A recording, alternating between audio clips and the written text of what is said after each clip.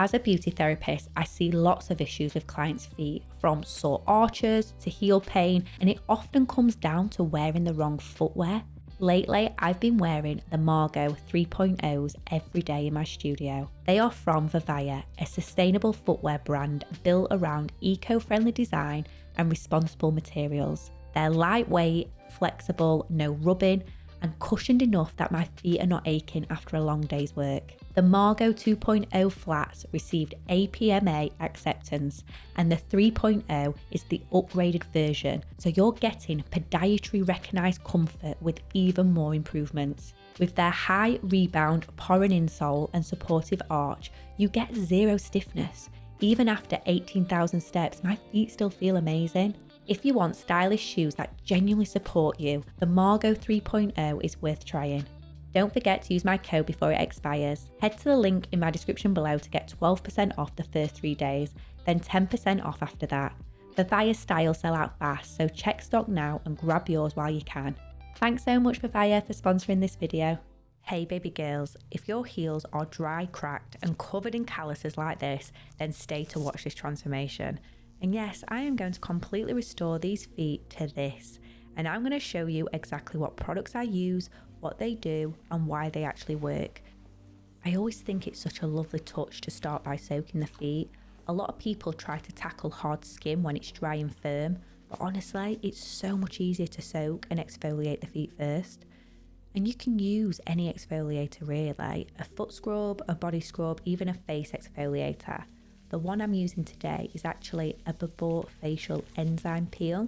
And the reason this product is actually really effective on the feet is because it's enzyme based, and enzyme exfoliators work by gently dissolving and breaking down dead skin cells rather than relying on like the harsh grit or friction of normal scrubs. And the enzymes also help to loosen that top layer, so it just lifts away more easily. So of course you could tackle this while you was having a soak in a bubbly bath at home, and I know it doesn't quite feel as nice as having someone else do this for you, but you could kill 2 birds with 1 stone. And I think most people just need to allow a little extra time for themselves, whether it's a pamper to yourself or actually going to have a pedicure. I think it's just really important for our souls.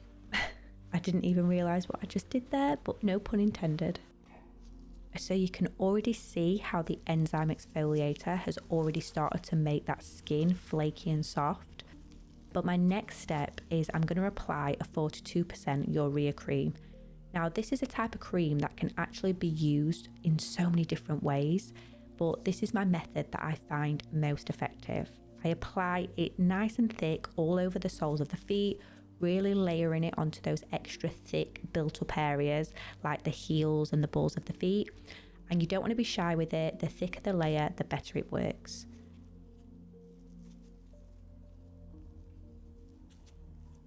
And then I cover the feet with a bag. This stops the product from transferring onto anything, and more importantly it helps to trap the heat and keep the cream fully active on the skin. If you were doing this at home, you might be tempted to put a sock straight on, but the sock will absorb a lot of the product. A bag works much better because it keeps all the cream exactly where it needs to be, allowing it to properly penetrate and soften the hard skin. Also, I get a lot of people asking me where to buy the urea cream from, and I pick mine up from Amazon, and I usually leave this on the bottoms of the feet for around 10-15 minutes. So I'm just prepping my foot file, and a top tip, I find the really thin foot files useless because they bend when you try and apply pressure, especially on the thicker areas like the heels. So I'm now tackling one heel at a time, and I'm just washing away all the cream using a gorgeous hot mitt.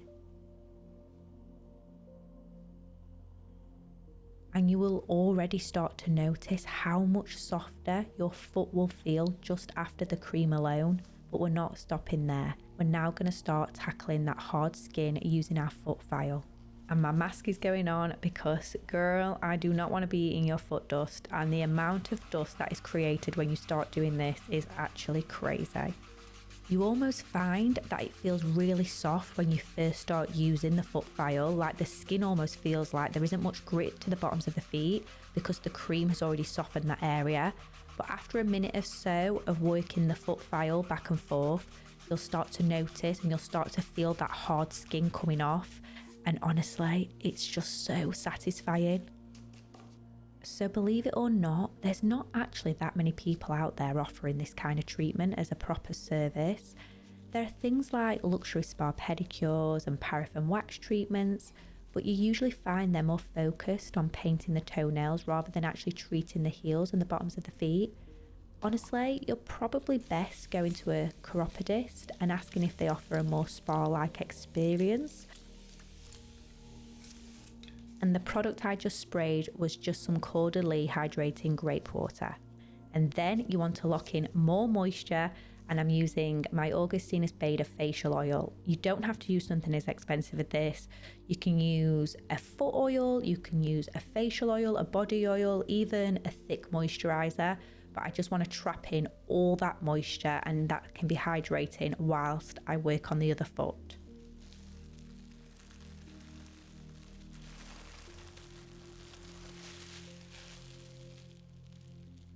So now I'm going to repeat the whole process on the other foot, and I actually always leave the product on the thicker, more problematic heel a little longer, just to make sure it really softens and works its magic before I go in and start filing to remove any hard skin.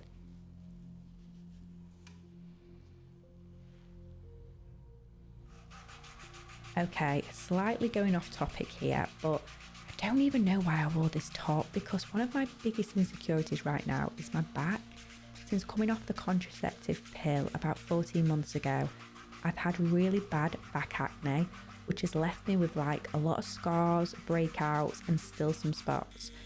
And honestly, I didn't even realise how much of my back was going to be on show until I started editing this video.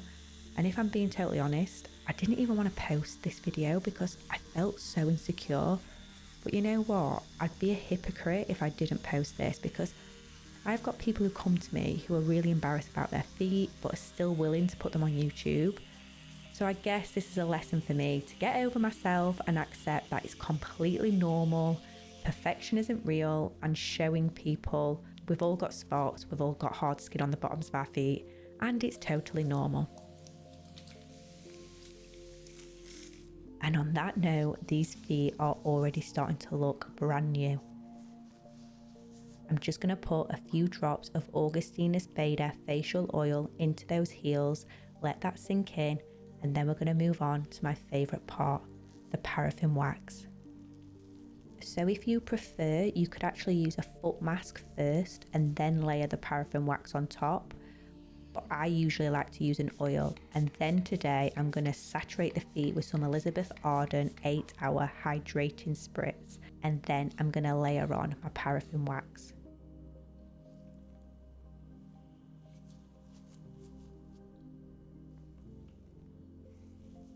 So anybody can use paraffin wax. You can even buy a paraffin wax kit for at home, and usually these kits come with like a big wax heater where you can dip your foot in and out, and it's almost like a mini spa experience. It's amazing. But personally, I don't like to use that method on clients because it wastes a lot of product. Once the foot touches the wax, it obviously contaminates it, and you just have to throw a lot of it away. So I much prefer to paint the paraffin wax on. I think it feels nicer, it feels more controlled, and it just feels so much more relaxing as a treatment.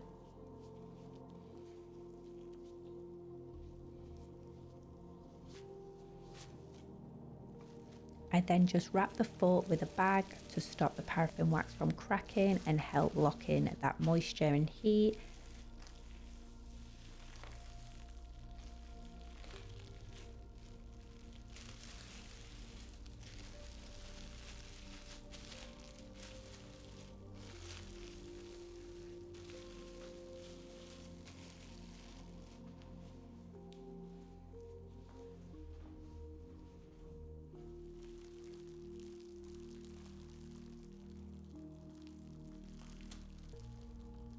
I actually only applied this for around 10 minutes, and then as you can see, it just hardens and peels off so easily.